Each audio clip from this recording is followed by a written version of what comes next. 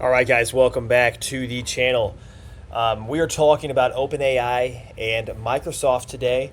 I wanted to talk about Microsoft in particular because I do believe that Microsoft has the potential to emerge as one of the winners from this OpenAI craziness that recently happened. With, first of all, we have to go back to this day. I'm going to play this real quick, where the CEO introduces the Microsoft CEO. So basically, the OpenAI CEO introduces the Satya, I can never pronounce his name, Microsoft CEO. Let's see here. But he basically introduces him, Satya Nadella, on the stage. So we'll watch this real quick, and then I'll kind of give you my thoughts, and we'll go from there. In making it happen. So I'd like to bring on a special guest, Satya Nadella, the CEO of Microsoft. Thank you so much. Thank you. Satya, thanks so much for coming here. How is Microsoft thinking about the partnership currently? Look, first, we love you guys. Look, it's been fantastic for us. You guys have built something magical. I mean, quite frankly, there are two things for us when it comes to the partnership. The first is these workloads. It's just so different and new. I've been in this infrastructure business for 3 decades. No one has ever seen infrastructure like this. And the workload, the pattern of the workload, these training jobs are so synchronous and so large and so data parallel. And so the first thing that we have been doing is building in partnership with you the system, all the way from thinking from power to the DC to the rack to the accelerators to the network, and just really the shape of Azure is drastically changed. So basically, going over the partnership they have now. Microsoft invested $10 billion into OpenAI, so they have a significant stake now. We can look at Microsoft in general, and that's what I want to get into, because I think Microsoft could very well emerge one of the winners from this. And all the drama recently with OpenAI, we can talk about that, but I think what really matters is how do we make money. And when we look at Microsoft, okay, the reason I like Microsoft, one of the main reasons, we talk about passive income on this channel, right? So I want to take a look at the Microsoft dividend. And I want to see what they've been paying. So you'll see that they pay a 75-cent dividend, and you might look at this dividend yield and think that's a joke, right? So they pay $3 every year, quarterly 75 cents, but the dividend yield's only 4/5 of 1%. It's pretty much nothing, and that's what's kind of deterring a lot of people. When they see a dividend stock that only pays like less than 1% dividend yield, they fail to consider that the dividend itself can grow exponentially. And we've seen that with Microsoft over the last 10 years. From 23 cents, you can do the math on what percentage-wise that is, but well beyond the pace of inflation.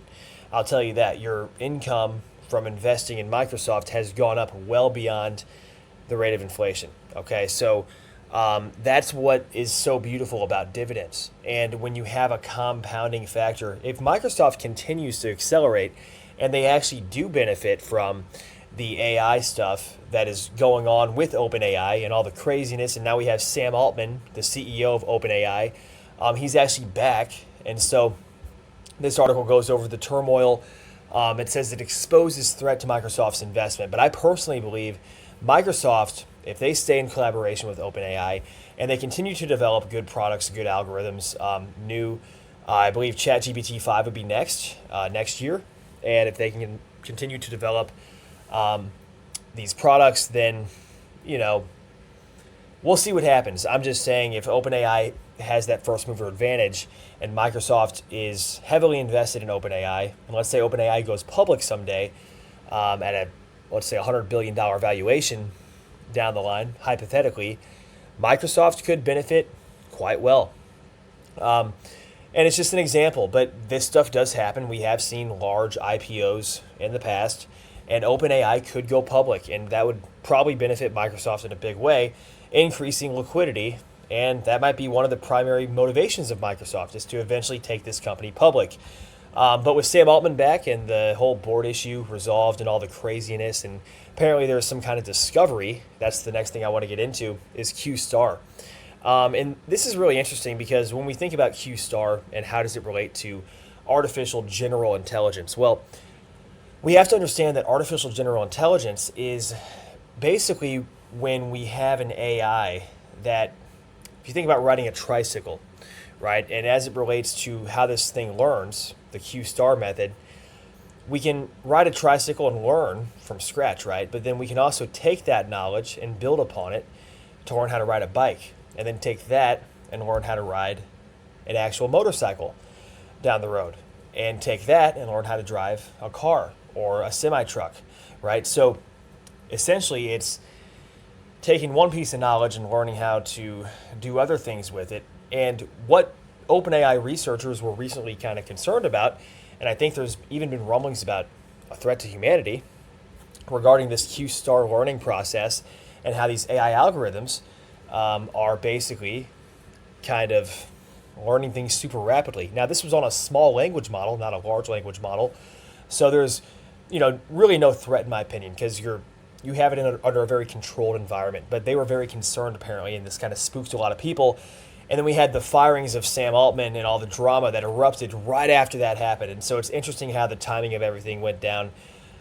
With that being said, if we assume OpenAI is back in business, everything's good, the employees are back, Sam Altman's back as of the most recent news, then perhaps Microsoft does in fact have really good first mover advantage. And since we talk about passive income and dividends on this channel, 75 cents is the most recent dividend, but what if this dividend down the road, in the next 5 or 10 years, goes up to $1.50, right? So if you've been investing in Microsoft for the last 10 years, just buying and holding, right? That's the thing a lot of people don't consider when it comes to dividend stocks, is that they can increase their dividend exponentially. And your initial investment, you could potentially be making that in dividends down the line if if your dividends go up enough. And that's the beauty of it. Now you look at the long-term chart and you'll see, well, Microsoft, has been going up a lot. Maybe it's overvalued, but they've been saying that for so long. It's like, what is overvalued anyway? It's really just supply and demand, buyers and sellers.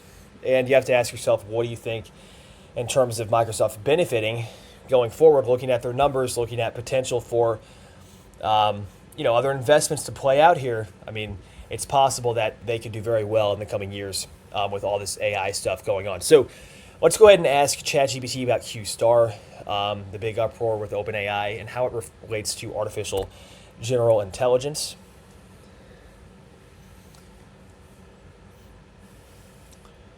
So this is interesting. So Q learning is a reinforcement learning algorithm that seeks to learn a policy, telling an agent what action to take under what circumstances. Q star, which is what we were asking about, represents the ideal Q function that perfectly predicts the value of actions in each state, assuming optimal subsequent decisions. It is a theoretical construct, as achieving such perfection in complex real-world scenarios is extremely challenging. AGI refers to the level that AI can perform any intellectual task that a human can. So, talking about AI becoming smarter than humans, Q star can serve as a measure to benchmark the progress of learning algorithms towards this goal.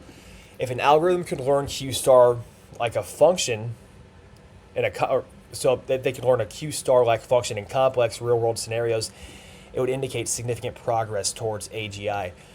So we have generalization and adaptability. AGI requires the ability to generalize learning and adapt to a wide range of environments. Q star in this context represents a model that can ideally adapt to any environment and maximize rewards. So it's all about the AI being rewarded. It's kind of interesting how you think about animals like dogs, training a dog, right? Training an AI language model, kind of the same thing, right? You're giving it rewards. You're teaching it how to do certain things. So it talks about basically how Q star in this entire learning process, the concern is basically that AI becomes so smart, it becomes smarter than humans, and that's really the big scare with the board of directors. But nonetheless, guys, I think it was a little bit overhyped in terms of the significance of it. The reason is because it was on a small language model. Now, even a large language model is text-based, right? So you have to ask yourself, like, what kind of real threat would there be if the AI rapidly expanded to the point where it started like taking over infrastructure, perhaps? I don't know. But is that realistic? Who knows, honestly. I mean, this is so new, and people are just testing the limits of this. So I think there could be a lot of benefits to this in terms of helping humanity and making things easier. But At the same time, yeah, there's probably risk, significant risk that we need to be wary of. And if something were to break out, I mean, who knows what could happen, right? That's totally hypothetical, theoretical. We don't know at this point. But with that being said, guys, if we're looking at this from the perspective of the stock market and Microsoft and their investment in OpenAI, we had them at the keynote speech talking about this. I do think there is the potential for Microsoft to benefit in a big way in the coming years because the AI stuff is not going away. This is brand new. It could get really crazy here in the next 10 or 20 years, even 5 years even. Who knows how short or how long the curve is on this because of how rapidly it's being developed. But nonetheless, guys, thanks so much for checking this out. Hope you enjoyed the video. God bless, and we'll see you guys in the next one. Take care.